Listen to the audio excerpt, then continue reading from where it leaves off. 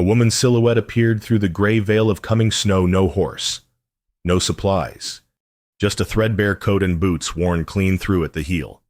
Cole Dawson stood in his doorway, watching her climb the last stretch of ridge toward his ranch. The wind cut sharp across the Montana grassland, carrying the first real bite of winter.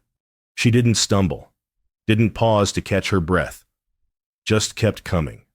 When she reached his porch, she knocked, 3 times, firm and even. He opened the door. She was younger than he'd first thought, late 20s, maybe 30. Dark hair pulled back severe, face wind-burned and lean. Her eyes held something he recognized, the particular exhaustion of someone who'd run out of choices but not. Determination. "I'm looking for work," she said. No preamble.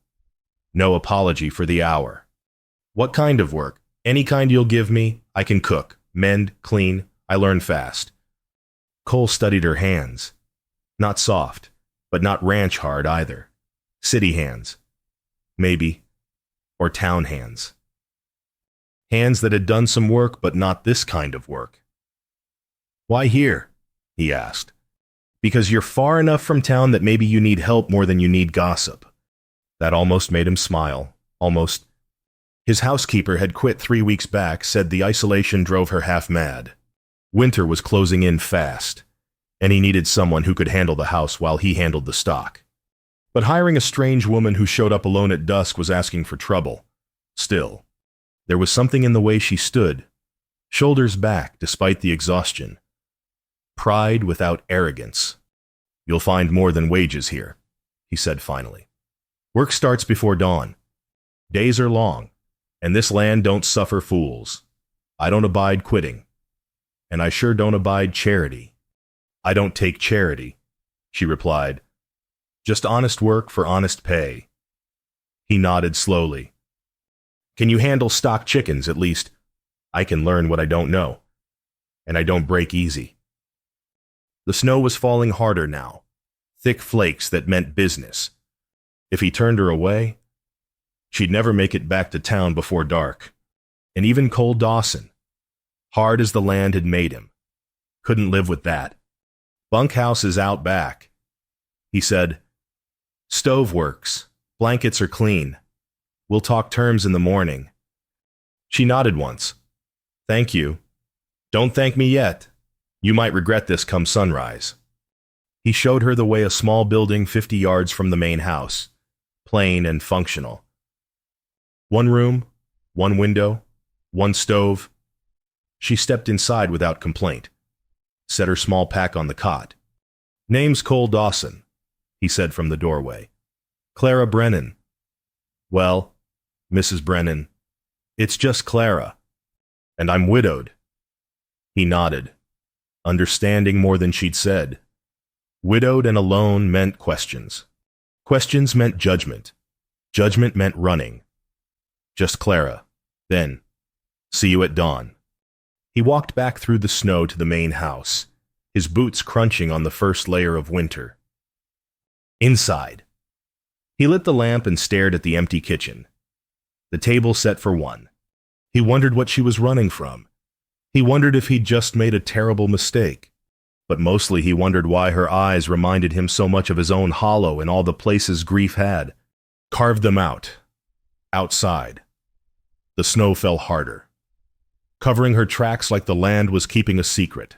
She emerged from the bunkhouse in darkness, breath clouding, fingers clumsy on unfamiliar saddle straps. Cole watched from the barn door. It was 4 in the morning, 3 days since she'd arrived. He hadn't told her when to start work, just said dawn. Most folks would have slept until sunrise and called that early enough. But here she was in the dark, trying to figure out which leather strap went where. He let her struggle for a full minute before stepping into the yard. "That's a bridle, not a halter. Horse don't need it for mucking stalls." She turned, startled but not embarrassed. "Then I'll use the halter. Feed's in the bin by the door.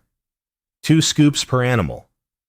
Water troughs need breaking if they're iced over." She nodded and got to work. Cole returned to his own tasks, 40 head of cattle to check, fence line to walk. hay to distribute before the ground froze solid. He worked with the efficiency of a man who'd done these things 10,000 times, alone. At noon he came back to find the stalls mucked, water hauled, and a section of split-rail fence mended with wire and determination. Her hands were wrapped in torn strips of cloth, blood seeping through. She was carrying another bucket of water from the pump. "That's enough for today," he called. "Fence by the north pasture needs attention too." "I said that's enough." She set the bucket down, straightened. Her face was wind-burned and tired, but she didn't argue. Just nodded and walked back to the bunkhouse. That evening he set 2 plates, one in the kitchen for her, one in the dining room for himself. Stew and bread, coffee strong enough to strip rust. He left hers on the kitchen table with a clean cloth and went to eat alone. The division was clear. He was the rancher. She was the help. That was how it had to be. Near midnight, the wolves came. Cole woke to chickens screaming and scrambled for his boots. He grabbed his rifle, stumbled into the yard, and stopped. Clara stood by the henhouse in her nightgown and coat, his spare rifle raised. Firelight from the barn lantern painting her in orange and shadow. 3 wolves circled in the darkness beyond the fence, eyes reflecting like coins. She fired a warning shot into the air. The wolves scattered back but didn't flee. They were hungry. Winter did that made predators desperate. Cole moved beside her without a word, grabbed a torch from the barn, lit it, and hurled it toward the pack. She fired again, this time closer. He added his own shot. Together they made enough noise and fire to finally drive the pack into the hills. When the silence returned, they stood side by side in the cold, rifles lowered, breath visible in clouds. "You know how to shoot," Cole said. "My father taught me before he died. Said a woman alone needs to know how to stand her ground." He glanced at her. The nightgown was thin, her feet bare in unlaced boots. She was shaking cold or adrenaline. Maybe both, but she hadn't run, hadn't screamed. Just grabbed the gun and did what needed doing. "Come hell or high water, those chickens are staying alive," she said quietly. That almost made him smile. "Almost. Get some rest," he said. "They won't be back tonight." She nodded and walked toward the bunkhouse, the rifle still in her hands. Cole stood alone in the yard, watching her go. Somewhere in the distant hills, the wolves howled a sound lonely and old as the wind. He looked at the henhouse, then back at the dark shape of the bunkhouse. Maybe, he thought, he hadn't made a mistake after all. Cole rode into redemption under a sky the color of old iron, knowing the town's eyes would be sharper than the wind. It was Sunday, and he needed supplies before the next storm hit. Flour, coffee, nails, the usual. He tied his horse outside the general store and stepped into the warmth. Martha Doyle stood behind the counter, sorting mail. She looked up, smiled briefly, then glanced past him toward the door as if expecting someone else. "Morning. Cole. Martha." He set his list on the counter. "Heard you hired a woman," she said, her voice carefully neutral. That true word traveled fast, faster than snow, faster than truth. "Needed a housekeeper," Cole said. "She needed work." Martha nodded slowly, gathering his items. "Folks are talking." "Folks always talk. You know how it is. A single man, a single woman, living on the same property, in separate buildings." Cole interrupted. "And it ain't anybody's business but mine." Martha's mouth thinned, but she didn't argue. She wrapped his goods in paper, tied them with string. 60 cents. He paid, took the bundle, and turned to leave. Warren Kent stood in the doorway, blocking the exit. Kent was a banker thin as a rail, sharp as broken glass. He owned half the mortgages in town and most of the moral outrage. "Dawson," Kent said, not moving. "Heard you've got a woman up at your place." "I've got a housekeeper." "That what you're calling it?" Kent smiled without warmth. "She that kind of woman." Cole's jaw tightened. She's the kind that works hard and minds her own business. You might try the same. A man's reputation matters, Dawson, especially out here. People talk, and talk becomes truth. Then people should mind what they say. Kent stepped aside, but his smile stayed cold. Just friendly advice. Wouldn't want folks getting the wrong idea. Cole walked past him into the cold. He loaded his supplies, then made one more stop, the dry goods shop. Bought a woman's winter coat, medium size, wool-lined and practical. The shopkeeper raised an eyebrow but said nothing. Cole rode home under that iron sky, the coat tied behind his saddle. Back at the ranch, he found Clara in the main house. He'd given her a key for firewood access. She sat at the kitchen table, reading by lamplight. A worn Bible lay open in front of her, pages thin as onion skin. She looked up when he entered, startled. I'm sorry, I didn't mean to. It's fine. He set the supplies down, then pulled the coat from the bundle. First snow's coming hard. You'll need this. She stared at the coat like it might vanish. Slowly, she reached out, touched the fabric. I can't pay you back, she said quietly.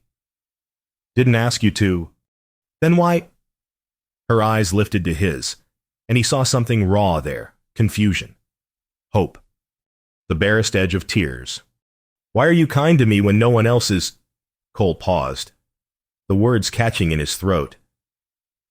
Maybe I know what it's like, he said finally, to need a place that doesn't ask questions. She held the coat against her chest, and for a moment she looked like she might cry. But she didn't. Just nodded, her throat working. Thank you, she whispered. He nodded and left her there, retreating to his own room. That night, lying in the dark, Cole thought about the town's whispers, about Kent's cold smile, about the way Martha had looked at him, pity mixed with judgment. A man's word is his bond. His father used to say, and I gave mine when I hired you. He'd made a promise when he let Clara stay. Didn't matter what the town said. Didn't matter what Kent thought. Out here, a man handled his own business, and Clara Brennan was his business now, whether he'd planned it or not. In the bunkhouse, Clara sat on her cot, the coat still clutched in her hands. For the first time since leaving Missouri, she felt something other than cold. The ranch settled into a rhythm older than Wordsworth. Silence, shared meals, the slow thaw of two frozen souls. 6 weeks passed. November surrendered to December, and the snow stayed. Clara learned the ranch's language, the creak of frozen gates, the huff of cattle waiting for hay, the particular silence that meant more snow coming. Cole taught her to rope without speaking much, showed her how to coil the lasso, how to read an animal's movement, how to throw with her shoulder instead of her arm. She practiced for hours, missing more than hitting, but never quitting. One evening, while mending harnesses by lantern light, she began to hum a hymn her mother used to sing. Simple melody, old as dirt. Cole paused, listening. What's that song? Something my mama taught me. Come thou fount. It's called Sing It Proper. She did, her voice soft and clear in the barn's quiet. When she finished, Cole nodded once. Your mama had good taste. She did, Clara said. About most things. They worked in silence after that, but it was a different kind of silence, companionable. The pipes froze on a Tuesday. Cole discovered it at dawn, no water in the kitchen, ice blocking the pump line. He swore under his breath. The repair would take days, and meanwhile, they'd be hauling water from the creek. Unless he found Clara feeding the chickens. Main house pipes are frozen solid.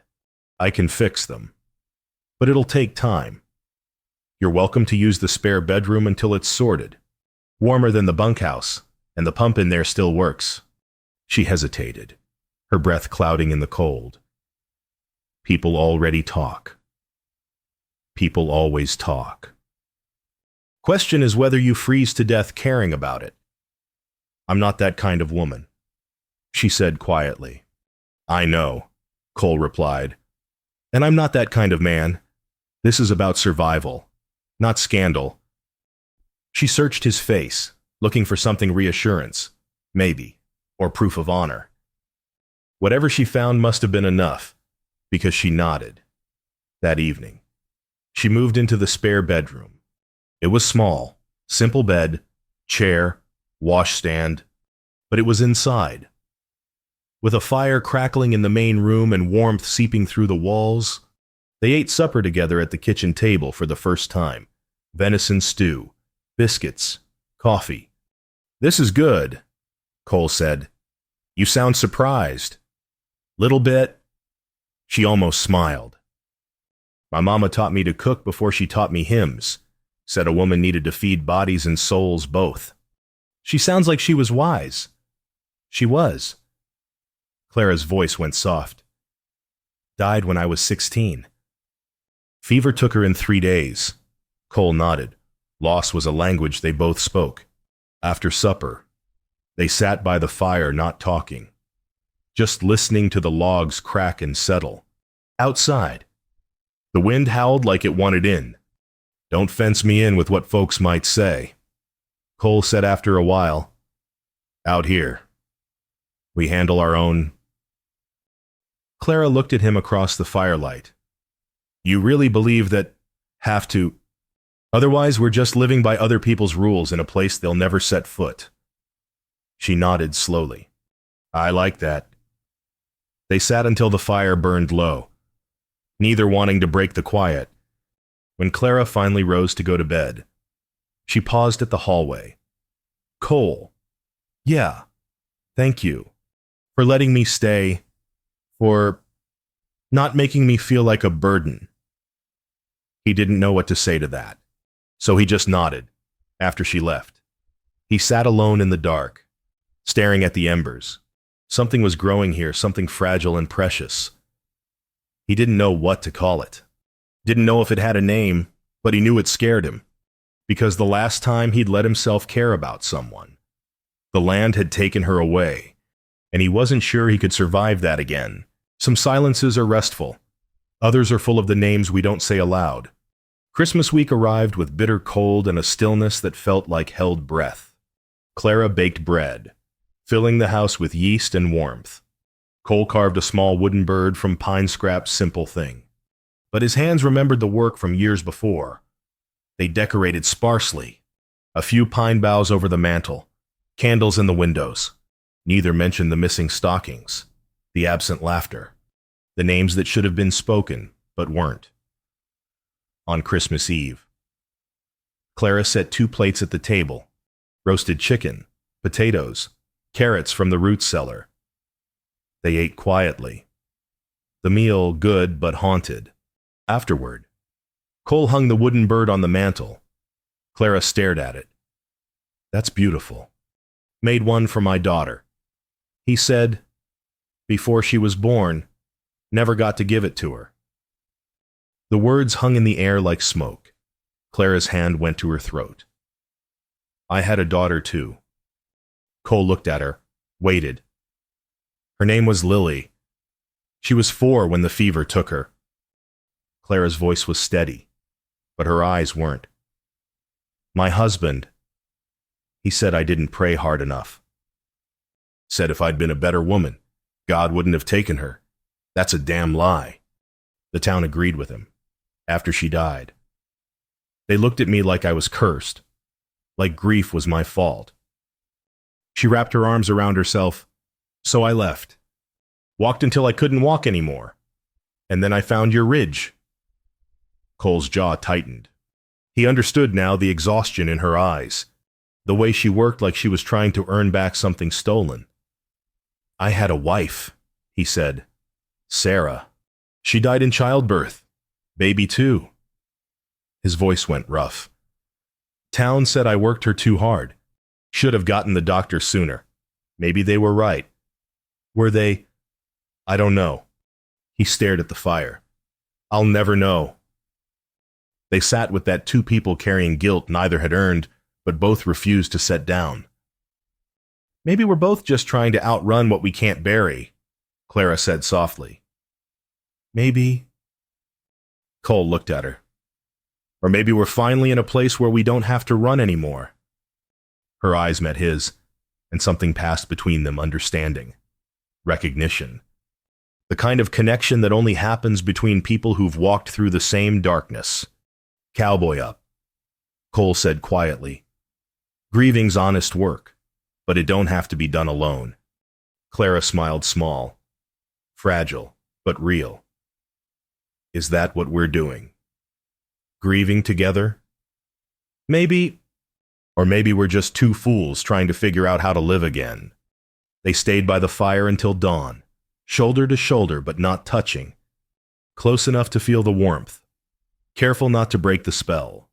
When the sun rose on Christmas morning, the wooden bird caught the light, casting shadows like wings. Clara reached out, touched it gently. Do you think they'd forgive us for trying to be happy again?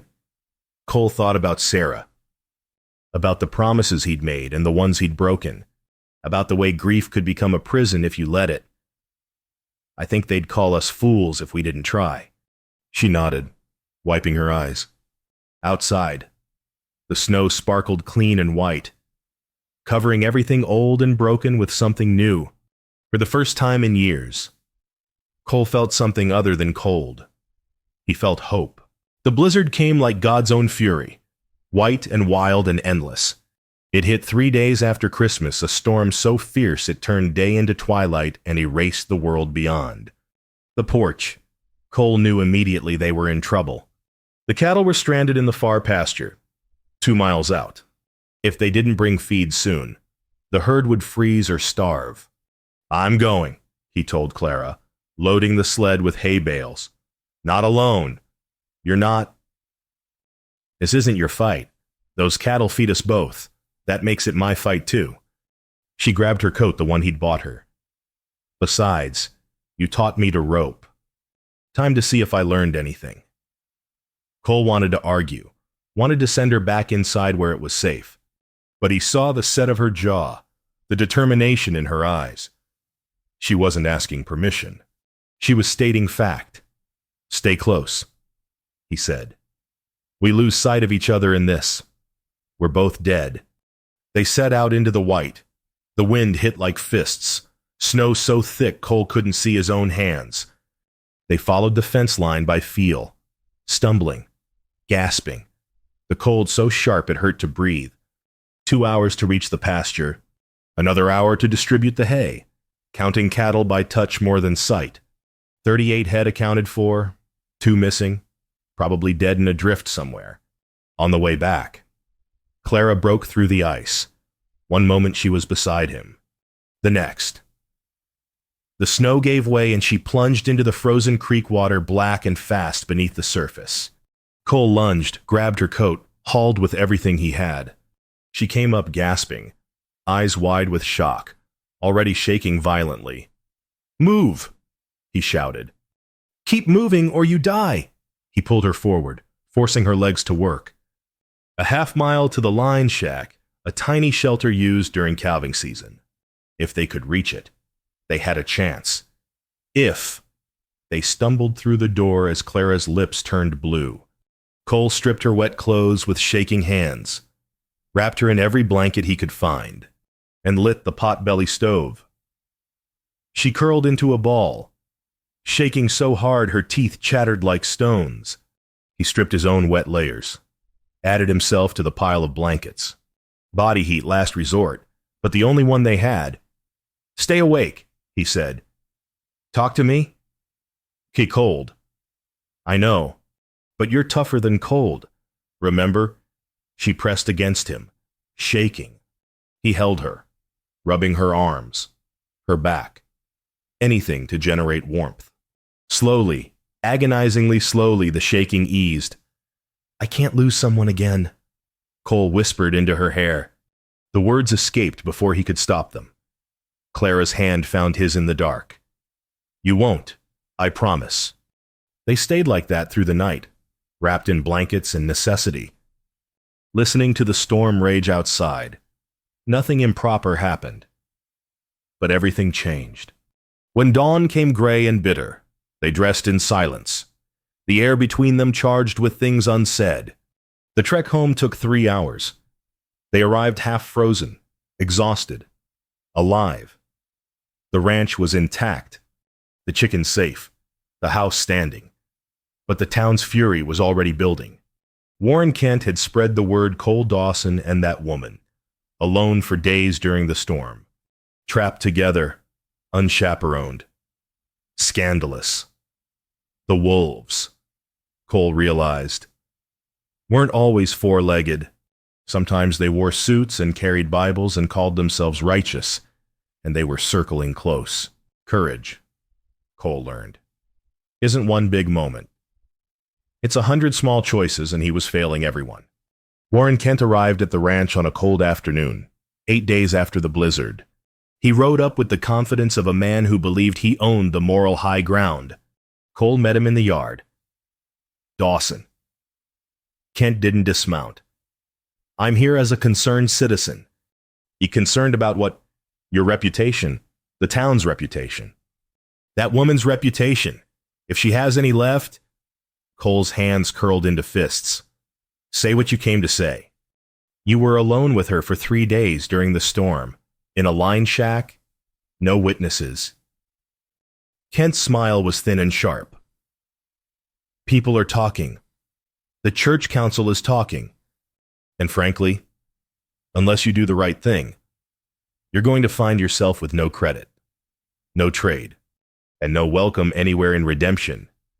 The right thing being what? Send her away. Let her work at the hotel in town until spring, for her sake as much as yours. Kent leaned forward in his saddle. You're a good man. Dawson. Don't ruin yourself over a woman nobody knows and nobody trusts. The words landed like stones. After Kent left, Cole stood alone in the yard, the wind cutting through him. He thought about Sarah, about the promises he'd made to her, about what the town had said when she died, how they'd judged him, blamed him, made him an exile in his own life. He'd spent 3 years rebuilding his name, 3 years earning back respect, and now it was crumbling again. That night, he found Clara in the kitchen, mending his torn work shirt by lamplight. We need to talk, he said. She set the needle down, her face guarded. Maybe you should go to town, Cole said, hating the words even as he spoke them. Work at the hotel until spring, for appearances. Clara went very still. You're sending me away. I'm trying to protect your reputation. My reputation died with my daughter. Her voice was ice. I thought you understood that. I do. But you care more about what they think than what's true. That's not fair. Isn't it? She stood, the shirt falling to the floor. You told me this place was different. That out here. We handle our own. You said a man's word is his bond. Clara. And you just broke yours. She walked to the spare room. Started packing. Cole stood frozen, torn between fear and something he couldn't name. Jasper Kent Warren's estranged brother and Cole's ranch hand appeared in the doorway. He'd been staying in the barn loft, and he'd heard everything. You're really letting her go? Jasper asked quietly. It's complicated. No, it's not. Jasper's voice was hard. You're scared. You're letting them win because you're scared of being alone again. You don't understand. I understand you're a coward. Jasper turned to leave, then paused. Your wife was a good woman, kind, strong, honest. And if she could see you right now, letting that woman walk away because you're too afraid to stand up for her, he shook his head. She'd be ashamed. The words hit like bullets. Jasper left. Clara finished packing, and Cole sat alone in the empty kitchen, surrounded by the ghosts of everyone he'd failed. Outside, the wolves howled, distant and hungry and patient. They always were. Cole Dawson walked into that church the way a man walks to his own hanging, certain of the outcome.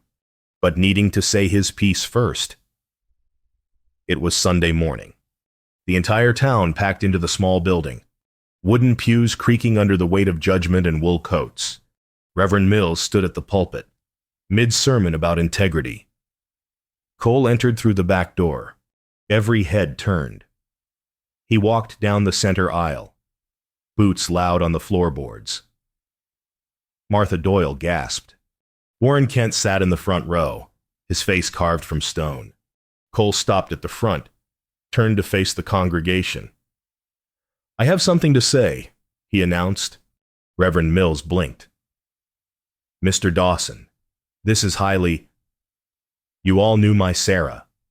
Good woman. Good wife. When she died, you judged me. Some of you still do." Cole's voice carried clear and hard. Maybe that was fair. Maybe it wasn't. But I learned something from it. Judgment's easier than mercy. He looked directly at Warren Kent. "There's a woman you've been gossiping about. Her name is Clara Brennan. She works harder than any man in this room. She lost everything: her child, her husband, her home, and she kept going. That's courage. That's strength." "Mr. Dawson," Kent stood, his voice oily with false concern.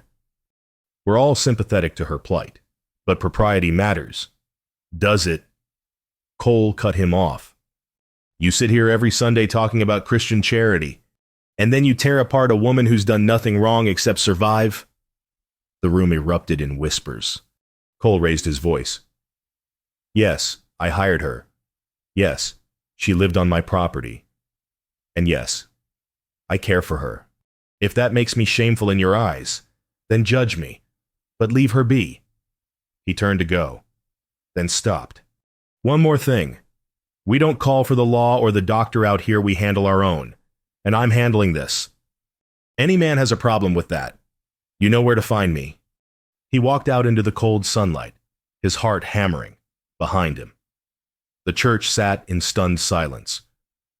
Cole rode straight to the hotel, found Clara in the small room they'd given her, barely bigger than a closet, with a window that looked onto an alley. She stood when he entered, her face unreadable. "I should have stood sooner," Cole said. "I should have chosen you over their approval. I was a coward, and I'm sorry." And now, Clara searched his face, looking for truth. "Now I'm choosing you, every day. Come hell or high water." He took a breath. "Come home. Not as my housekeeper, as my partner, in every way that matters." "You mean that I've never meant anything more in my life?" Clara studied him, this man who'd finally found his courage. Slowly, she nodded. They rode back together through the winter afternoon, side by side, the future uncertain but theirs to build. Behind them, the town buzzed with scandal, but ahead, the ranch waited solid and real and home. Spring came slow, then all at once, the way hope does when you've stopped expecting it. April melted the snow. Green pushed through dead grass. The creek ran clear and cold. No longer a trap, but a promise. Cole and Clara worked side by side, planting, mending, building. The town slowly warmed. Some apologized, some stayed cold. Martha Doyle came out one Sunday with a pot of stew and an awkward blessing. Jasper grinned and said he'd known all along. Warren Kent never apologized. But he stopped talking, and that was enough. One evening in late April, as the sun painted the hills gold, Cole led Clara to the ridge where they'd first met. "I buried them here," he said quietly, gesturing to two simple wooden crosses. "Sarah and the baby. Never gave the baby a name. Didn't seem right. Somehow..." Clara took his hand. "My daughter's buried in Missouri," she said. "I couldn't say goodbye, couldn't go back." They stood together in the wind, two people haunted by graves they couldn't visit. "You think they'd forgive us?" Clara asked. "For choosing to live again." Cole thought about Sarah, her laugh, her strength, the way she'd loved this land, about the child he'd never met but mourned every day. "I think they'd call us fools if we didn't." Clara smiled. tears on her cheeks. Then let's not be fools. They married the next week's simple ceremony. Jasper and Martha as witnesses. No church, no crowd. Just vows spoken under open sky, with the land as their witness. Every good thing worth having comes the hard way, Cole said, sliding a simple band onto her finger. And you, ma'am, were worth every hard step. Clara kissed him soft and sure and full of promise. That night, they stood at the threshold of the main house, the door open wide, golden light spilling onto the greening land. In the distance, wolves howled not a threat anymore, just wilderness singing its old song.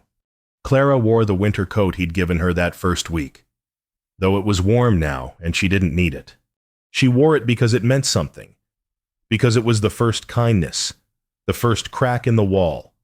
Cole held her hand, his calloused fingers gentle against hers. Inside, the wooden bird hung on the mantel, catching the firelight, a symbol of fragile hope that had survived the winter. They stepped inside together.